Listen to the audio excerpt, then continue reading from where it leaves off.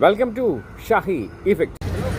വെറുപ്പിൻ്റെ കടയിൽ നിന്നും സ്നേഹത്തിൻ്റെ കടയിലേക്ക് വന്ന സന്ദീപിന് താമരയിൽ നിന്നും കൈപ്പത്തിയിലേക്ക് പറിച്ചു മാറ്റപ്പെട്ട സന്ദീപ് വാര്യരെ തിരുവനന്തപുരം DCC ഓഫീസിൽ വൻ സ്വീകരണത്തോടുകൂടിയാണ് പ്രവർത്തകരും ആരാധകരും ആനയിച്ചത്. രാഹുൽ മാങ്കൂട്ടത്തിൻ്റെ സത്യപ്രതിജ്ഞയും ഒപ്പം രാഹുലിനും സന്ദീപിനും ഒരുമിച്ച് DCCയിൽ തിരുവനന്തപുരം ഡിസ്ട്രിക്ട് കോൺഗ്രസ് കമ്മിറ്റി ഓഫീസിൽ സ്വീകരണം ഒരുക്കിയിരുന്നു. സ്വീകരണം ഏറ്റുവാങ്ങാനെത്തിയ സന്ദീപിൻ്റെ പിന്നാലെ ആരാധകരും പ്രവർത്തകരും പിന്നാലെ കൂടി.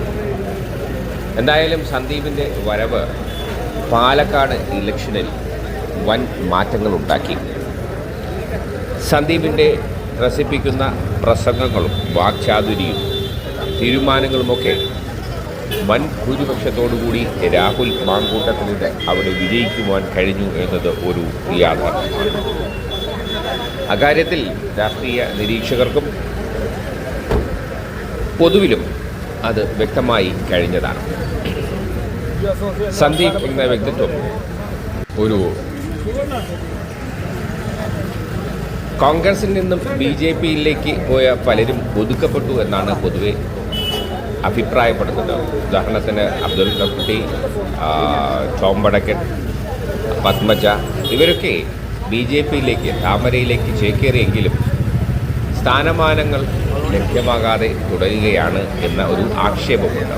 എന്നാൽ BJPയിൽ നിന്ന് കോൺഗ്രസിലേക്ക് വരുന്നവരെ സ്വീകരിച്ച് സ്ഥാനമാനങ്ങൾ നൽകുകയും ഉയർത്തിക്കൊണ്ടുവരികയും ചെയ്യുന്നു എന്നതും ഒരു അഭിപ്രായമാണ്. ചെറിയ രീതിയിൽ കോൺഗ്രസ് പ്രവർത്തകർക്കിടയിൽ മുറുമുറുപ്പും ഉളവാക്കുന്നുണ്ട്. എന്തായാലും സന്ദീപ് മാത്രമല്ല, സന്ദീപിൻ്റെ പിന്നാലെ വീണ്ടും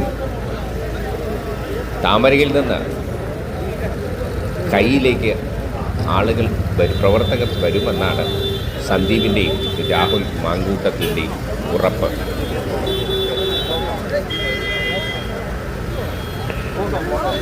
പുതിയ സുഹൃത്തുക്കളെ കിട്ടിയ സന്ദീപിന് മനസ്സിൽ അവരെയൊക്കെ സ്റ്റോർ ചെയ്യണം എന്നത് ഒരു സത്യമാണ്. അദ്ദേഹത്തിൻ്റെ വാക്കുകളിൽ തന്നെ അത് പ്രകടിപ്പിക്കുകയുണ്ടായി. പഴയ മെമ്മറി മാറ്റി പുതിയ മെമ്മറിയൊക്കെ അപ്ലോഡ് ചെയ്യേണ്ടതുണ്ട്. അപ്പോൾ പേരുകളൊക്കെ പഠിച്ചു വരുന്നതേ ഉള്ളൂ. അങ്ങനെ പുതിയ പുതിയ സുഹൃത്ത് വലയം സൃഷ്ടിച്ചെടുക്കേണ്ടതുണ്ട്. രാഷ്ട്രീയത്തിൽ ഒരുപാട് ഉന്നമനങ്ങൾ നേടേണ്ടതുണ്ട്. രാഷ്ട്രീയ മാനങ്ങൾ എപ്പോഴും മാറിക്കൊണ്ടേയിരിക്കും. സന്ദീപ് വാര്യർക്ക് എല്ലാവിധ ആശംസകളും നേരുന്നു. ഒപ്പം രാഹുൽ മാങ്കൂട്ടത്തിലിനും ആശംസകളും ആശീർവാദങ്ങളും നേരുകയാണ് പ്രവർത്തകരും ആരാധകരുമൊക്കെ. എന്തായാലും സന്ദീപിൻ്റെ വരവ് ഒട്ടും മോശമായില്ല, വളരെ കളർഫുള്ളായിരുന്നു എന്നതിൽ ആർക്കും സംശയമില്ല എന്നത് തികച്ചും ഈ യാഥാർത്ഥ്യമാണ്. രാഷ്ട്രീയം അങ്ങനെയാണ്, അങ്ങോട്ടും ഇങ്ങോട്ടും ചാടും. അത് സ്ഥാനമാനങ്ങൾക്കാകാം, ആദർശത്തിൻ്റെ പേരിലാകാം. മാറ്റം രാഷ്ട്രീയത്തിൽ അനിവാര്യമാണ്. ഭൂമി മലയാളത്തിൽ ഇതൊക്കെ സർവ്വസാധാരണമാണ്. വാർത്തയില്ലാതെ എന്നു ജീവിതം. എന്തൊക്കെ മലയാളികൾ കാണാനിരിക്കുന്നു.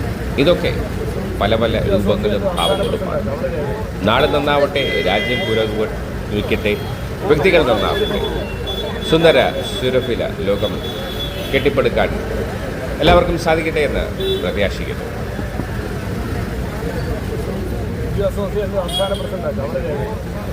വീണ്ടും കാണുന്നതുവരെ ഏവർക്കും ഷാഹി ഇഫക്റ്റിൻ്റെ നന്ദി, നമസ്കാരം.